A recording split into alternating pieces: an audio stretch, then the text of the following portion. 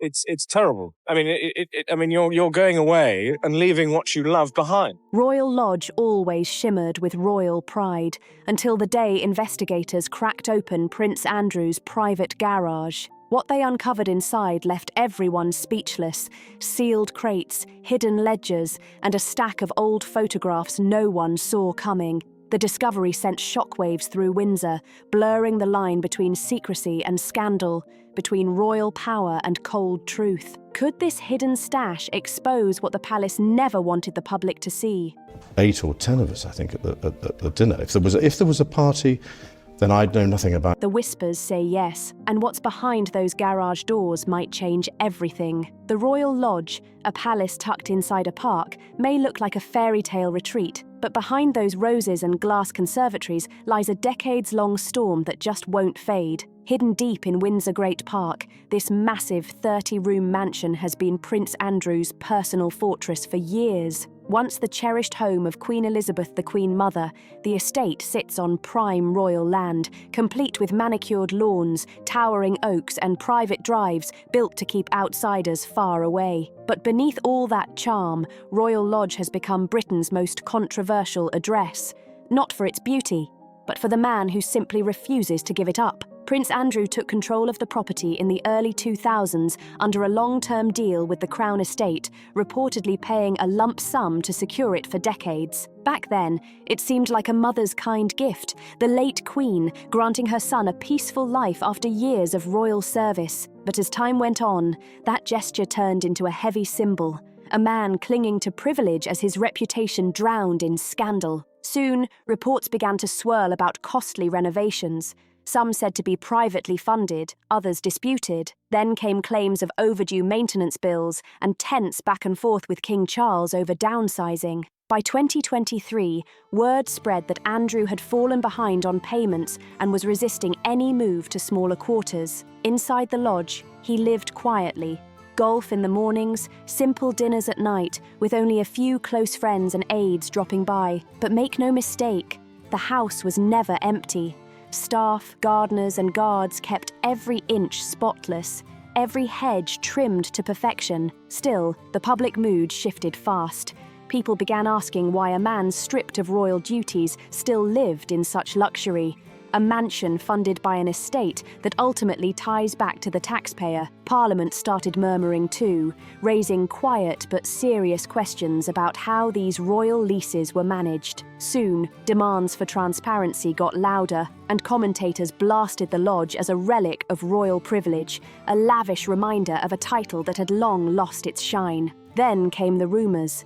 First a whisper, then a roar. Some said Royal Lodge was about to face inspection. Officially, it was just a routine audit of Crown Estate properties, but insiders said otherwise. The word in the corridors was that sensitive materials, old documents, financial links or private letters, might still be buried somewhere inside. The idea that a royal residence could hide clues to Andrew's past sent the media into overdrive. When the inspection vehicles rolled through the gates, Windsor's calm vanished in an instant.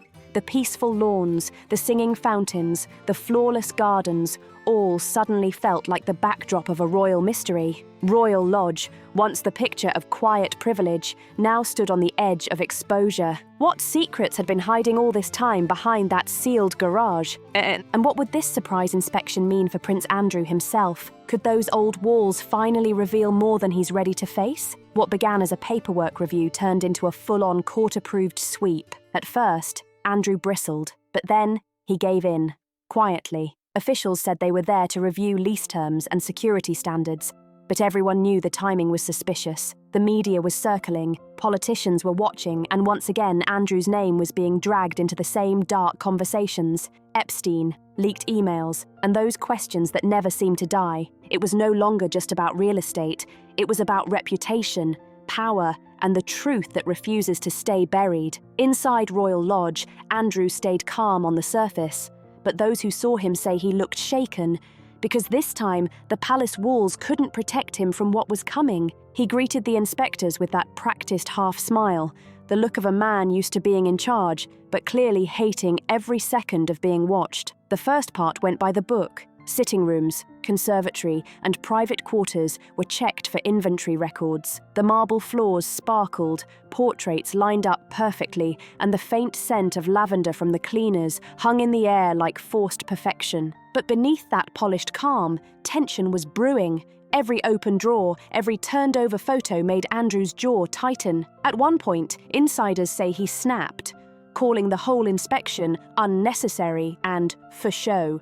But when reminded that the search had legal backing, he simply stepped aside, his pride bruised but his hands tied. As the audit moved deeper, attention shifted toward the quiet corners of the estate, the guest wing, the old basement, and the stables that hadn't been used in years. Every room carried echoes of royal history, yet nothing out of the ordinary turned up, until one investigator spotted something off near a ground-floor hallway beside the private TV room. A stretch of wall seemed thicker than the blueprints showed, just slightly, but enough to make them pause. When they looked closer, a faint seam traced along the wallpaper, leading to a small latch hidden behind a bookshelf. They pressed it.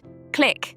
And a cold, narrow passageway creaked open. The corridor was dim, lined with wood panels coated in dust that hadn't been touched for decades, except for one thing: faint footprints, too fresh to be ignored, ran down the middle. The path led under one of the side wings of the lodge and ended at what looked like a garage door from the inside.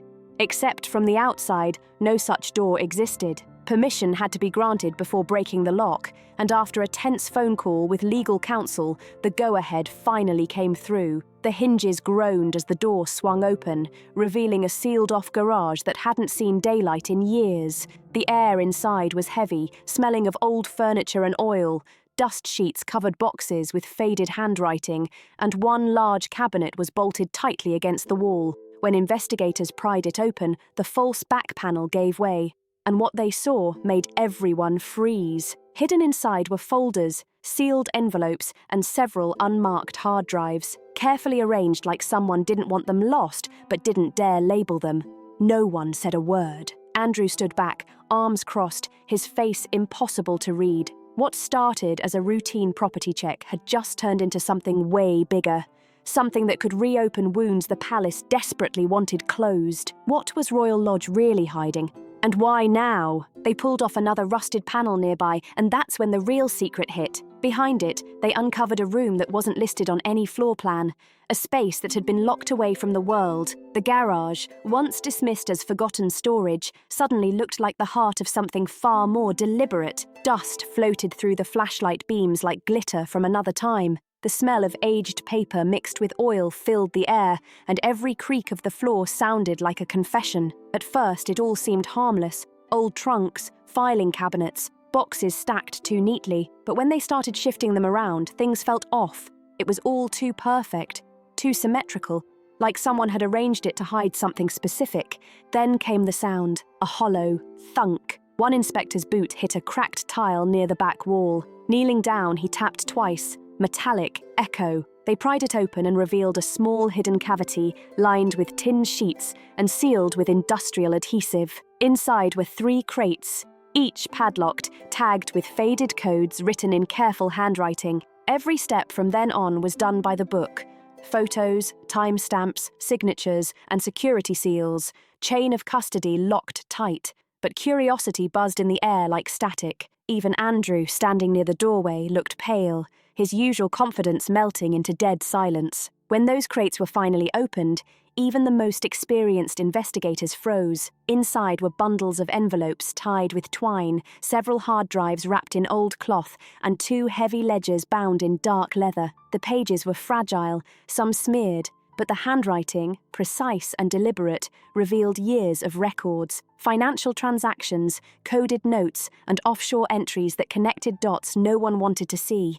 Each detail alone meant nothing, but together, it drew a shadowy picture that begged for answers. Next came the photographs, dozens of them. Some were completely innocent, showing charity events, gala dinners, social outings, and overseas trips.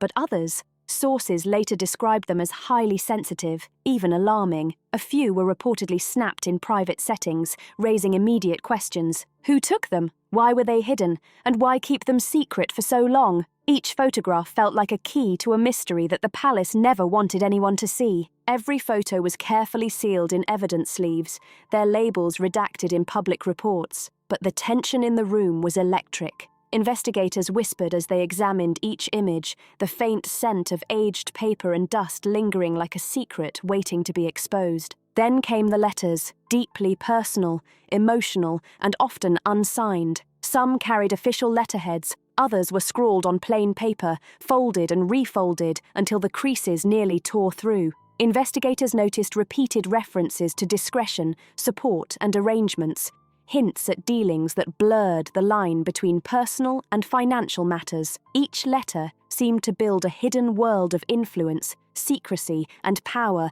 layers upon layers that begged for answers. Outside, palace aides scrambled to manage optics as boxes were loaded under armed guard into evidence vehicles. The official statement described it as a compliance review of archived materials, but the grainy footage and armed escort told a much more explosive story. Within hours, news channels ran the clips non-stop, commentators asking, what on earth could have been hidden beneath the floorboards of a royal garage? Whether these findings were remnants of the past or keys to new controversies, no one knew. But one fact was undeniable. Something long buried inside Royal Lodge had finally been unearthed. It was only a matter of time before its contents began to speak. Could these boxes finally reveal the link between past rumors and present danger? Stay tuned. The answers could change everything. The Epstein thread hovered over every discovery, a shadow from years gone by. Old contacts, new questions. Investigators noted files labeled only with initials,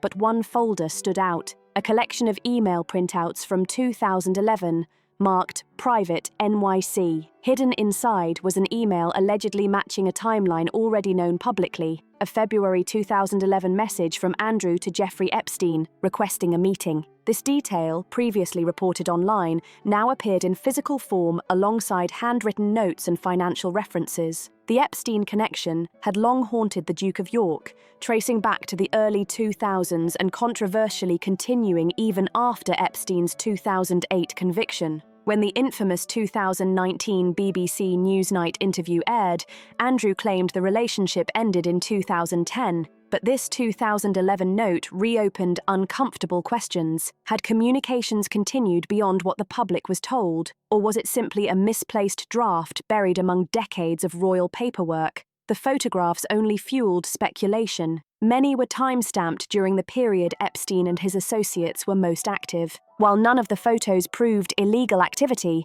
their presence alone reignited whispers. Who took them? Who stored them?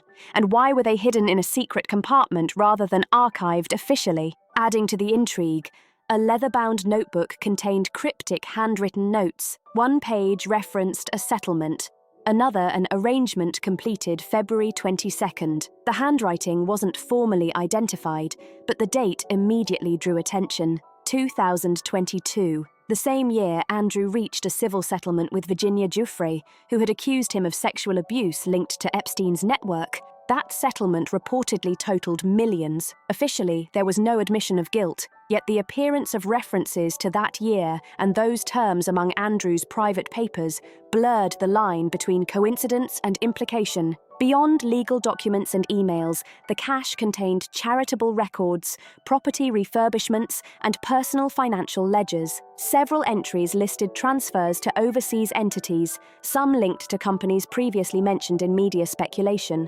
Investigators refused to comment publicly, but the presence of these ledgers alongside Epstein-related materials raised even more questions. How far did these networks of influence extend, and who else might be involved? These discoveries ignited a firestorm of speculation. Were they remnants of a buried past or evidence of a still-living web of secrecy and power? Experts analyzing the evidence realized one truth could no longer be ignored. Royal Lodge had secrets, and now the world was starting to see them. Whether these findings were relics of the past or keys to new controversies, no one yet knew. But one fact was undeniable. Something long buried inside Royal Lodge had finally been unearthed, and it was only a matter of time before its contents began to speak. The lines between royal privilege, private associations, and public accountability had never looked so blurred. But could these ledgers be more than mere records? Could they be clues to something far bigger, something hidden in plain sight? Keep watching. The answers are closer than you think. Financial footprints, ledgers, transfers, and unexplained entries, all quietly whispering secrets. Numbers don't lie, but they do hide, and the ledgers recovered from the sealed garage had a lot they weren't saying. When investigators began decoding the handwritten books, it quickly became clear. This wasn't just a casual collection of receipts. Each page carried neat columns of dates, amounts, and cryptic abbreviations that didn't match typical household or personal spending. Some entries referenced consultancies, maintenance support, and private contributions, while others listed international destinations, alongside bank initials and mysterious code words like Emerald Pacific and Gatehouse. Nothing appeared illegal on its face, yet their secrecy raised far more questions than answers. The earliest records traced back to the late 2000s. Around the same time, reports emerged of large refurbishments at Royal Lodge. Several entries eerily lined up with press accounts of upgrades and renovations, suggesting these ledgers might have been a personal record of how those costs were handled. But rather than noting local contractors, many payments pointed to entities in the Caribbean, Eastern Europe, and the Middle East. Some transactions were flagged as belonging to shell companies, legitimate on paper but nearly impossible to trace without international cooperation. Among the notations, familiar initials appeared: KA, CP, and AF, none matching known lodge staff directly. One particularly large transfer was marked simply CAS Deal Final, sparking speculation it could reference Andrew's past business ties in Kazakhstan. Of course, no evidence directly connected the ledger entry to any deal, but the resemblance alone fueled fresh waves of curiosity and rumors. Could these be traces of legitimate private ventures, or evidence of something more complex? Undisclosed gifts? Intermediary payments quietly routed offshore? Investigators handled every document with extreme care. Nothing was immediately suspicious, but experts advising the case noted that some patterns resembled known money-layering techniques, moving funds through multiple accounts to obscure their origins. Still, such behavior could also indicate elaborate asset management strategies, often used by wealthy families for privacy. In the royal context, the line between confidentiality and concealment is razor-thin. As word of the ledgers leaked, speculation exploded. Financial journalists began cross-referencing dates with property records, charitable donations, and travel logs.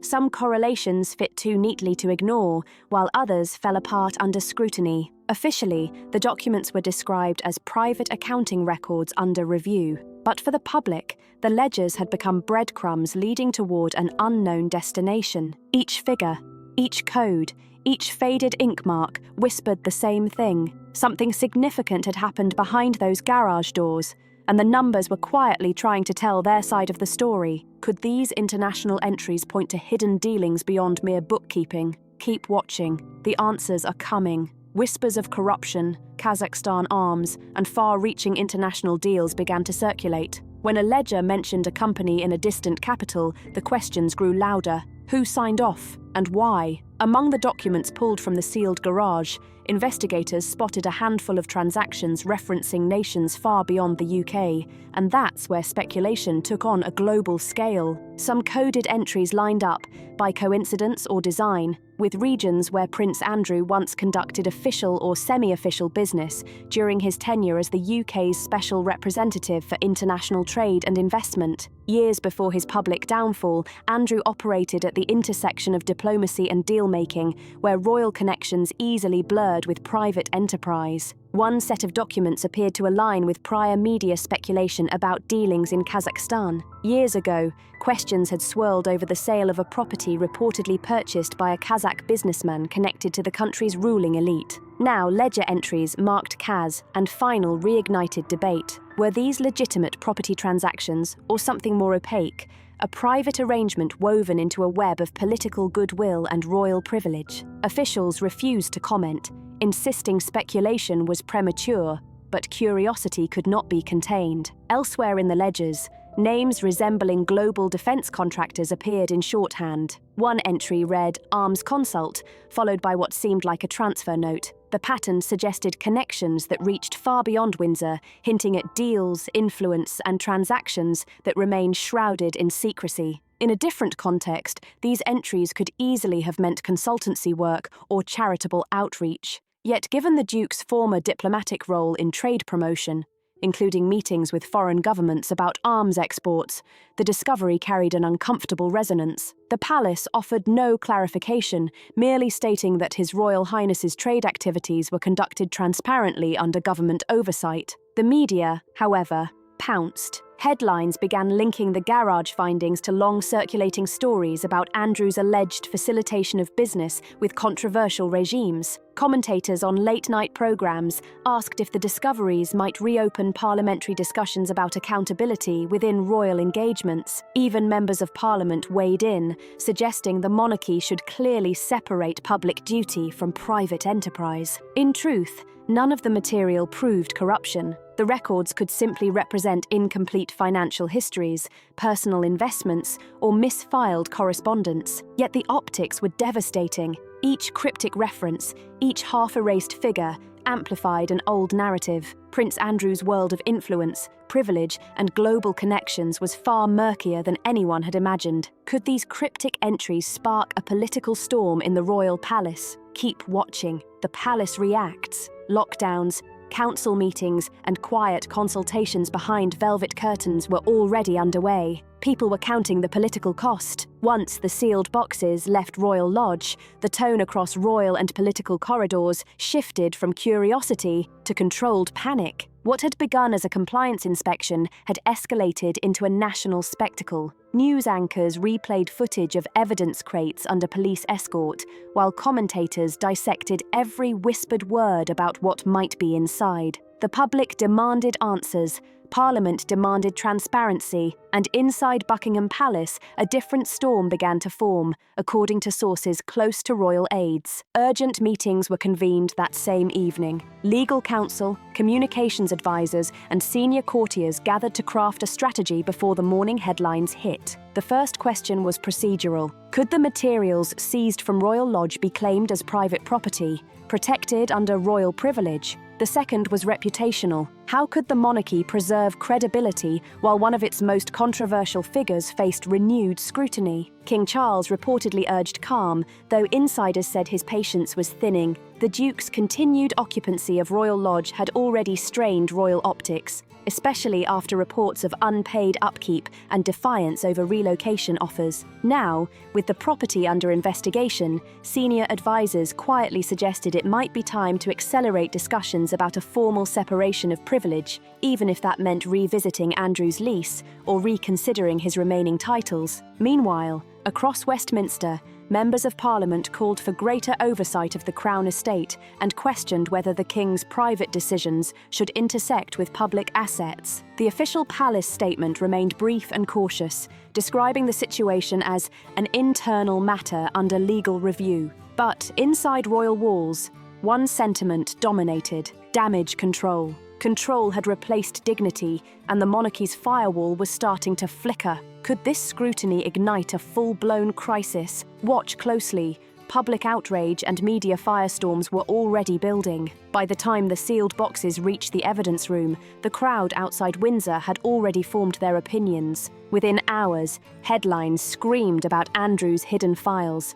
Tabloids published speculative sketches of the garage's contents, and social media erupted with hashtags demanding royal accountability. The once protected walls of Royal Lodge had become the centre of a global storm. Each tweet, post, and headline fueled the next wave of public scrutiny, and opinion polls reflected the chaos. Overnight, support for maintaining Andrew's royal privileges plummeted. Commentators on morning talk shows debated whether his titles should finally be removed, while others questioned how long the monarchy could withstand the continuous damage from his scandals. Every media outlet had its own version of the story. Some claimed the seized boxes contained financial documents. Others whispered about letters linking him to powerful figures abroad. Even reputable networks, wary of overstepping, hinted at what sources close to the inquiry had allegedly seen. For Princess Beatrice and Princess Eugenie, the pressure was unbearable. Once admired for their composure, they now found their names trending beside their father's scandals. Footage of the sisters leaving charity events in silence became symbolic of the tension gripping the royal family. Meanwhile, their mother, Sarah Ferguson, was dragged back into the spotlight too. Her residence on the same estate and her outspoken defense of Andrew reignited. Speculation ran wild. How much did she actually know? Did her proximity make her part of the story, or was she simply collateral damage caught in a whirlwind reaching across the country? Talk radio buzzed with fury, ordinary citizens questioning why a man under such intense scrutiny still lived in luxury on Crown estate property. Commentators dubbed it the Royal Reckoning. Meanwhile, Buckingham Palace released a brief, cautious statement urging patience, but the damage was already done. The court of public opinion had delivered its verdict first. What this means are questions, not answers. No single file proves a conspiracy. Yet together, they raise impossible questions. The answers could reshape reputations and even institutions. The investigation into Royal Lodge's hidden garage has become far more than a story about property. It's a mirror reflecting everything the public already suspected and feared about privilege, secrecy, and accountability within the monarchy. The factual backdrop is undeniable. Prince Andrew's long association with Jeffrey Epstein, the leaked February 2011 email arranging a meeting, and the explosive 2019 Newsnight interview remain part of public record. His 2022 civil settlement with Virginia Giuffre ended the most damaging lawsuit, but it did nothing to silence lingering public doubts. Add to that the ongoing dispute over his Royal Lodge lease, a Crown estate property. He continues to occupy it despite reported maintenance issues and repeated calls for eviction. The tension is palpable. These are the established facts, documented and widely reported.